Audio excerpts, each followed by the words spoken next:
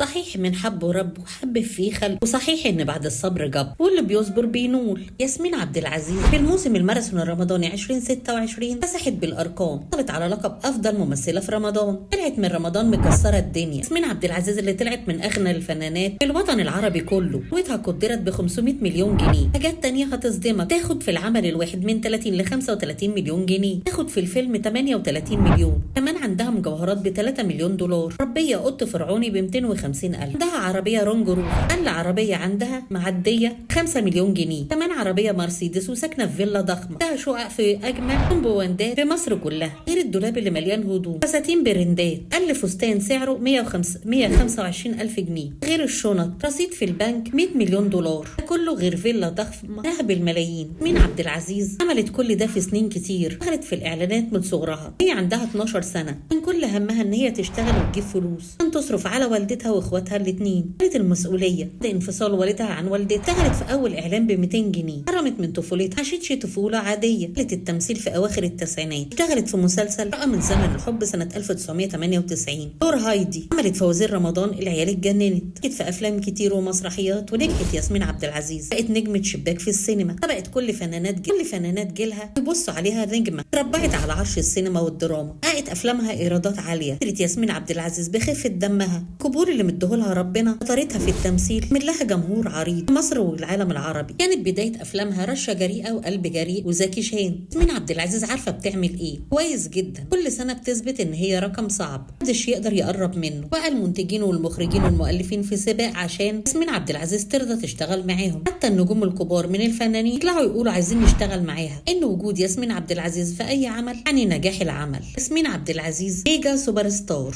اتمنى لها المزيد والمزيد من التألق والنجاح في البيوت المصريه والعربيه. يحبش ياسمين عبد العزيز الجميله، نجمه الساطعه في سماء الفن العربي. بالتوفيق يا فنانه، دايما متألقه.